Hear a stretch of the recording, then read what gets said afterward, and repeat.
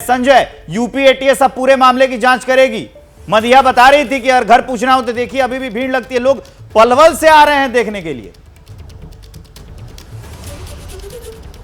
निश्चित रूप से मदिया ने एक बात और भी कही, मकसद कि ये जो सीमा हैदर यहाँ पर आई हुई हैं तो उनके आने का मकसद क्या है, और यही वजह है खुफिया एजेंसियों के शक करने की कि आखिरकार पाकिस्तान से दुबई, दुबई से नेपाल और नेपाल से भारत कैसे सीमा हैदर पहुंची हैं, ये जांच का विषय है। और इसको लेकर के यूपी एटीएस सक्रिय हो गई है।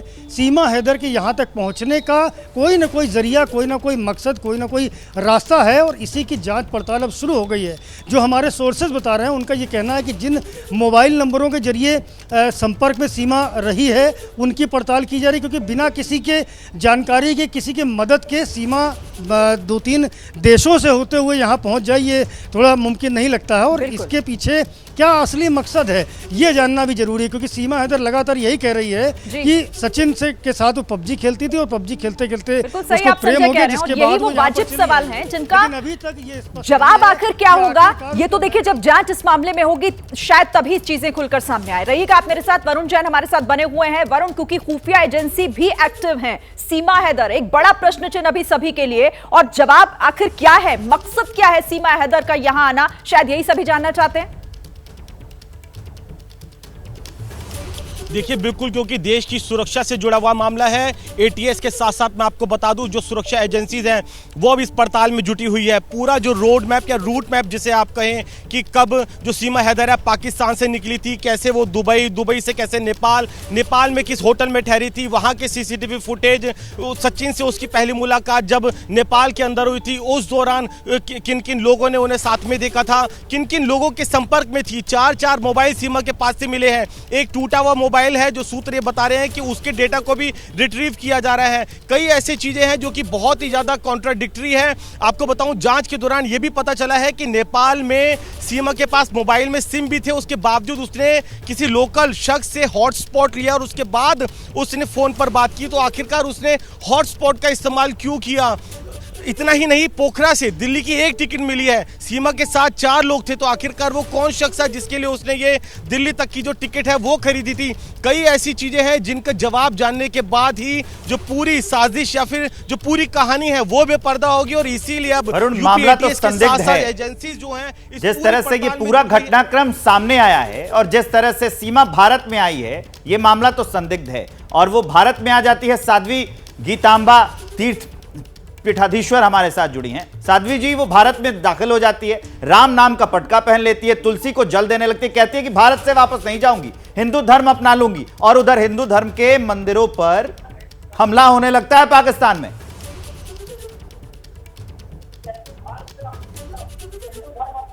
ऐसा है विवेक जी कि हमारे यहाँ जो एक माहौल बनाया जाता है कि नहीं, हम बड़े दयावान हैं, बड़े हम दयालु हैं, हम हर किसी को शरण देते हैं, ये भारत के लिए अभिशाप बनता जा रहा है।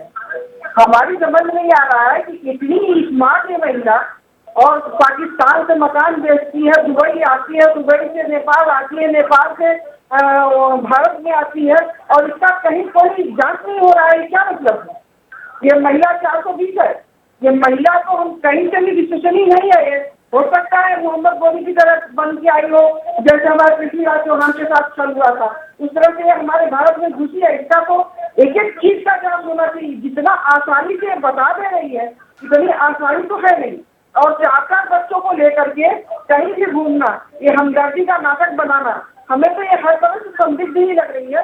बिना जांच के इसको किसी भी गृहस्थ के घर में रखना ही नहीं चाहिए।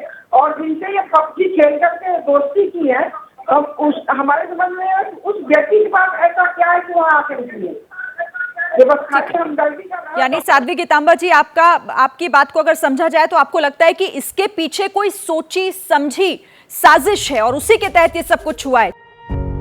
पत्रकारिता कोई इमोशन नहीं है, ना अपना कोई ज्ञान देना है और ना कोई विचार थोपना है। पत्रकारिता क्या है? पत्रकारिता का मतलब है सही जानकारी इकट्ठा करना और तथ्य बताना।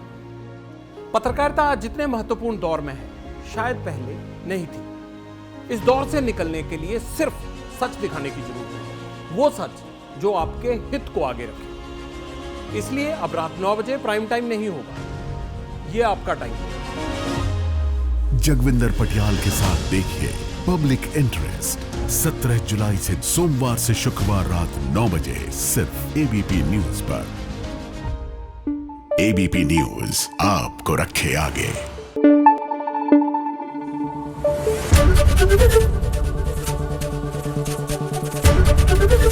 एबीपी न्यूज आपको रखे आगे।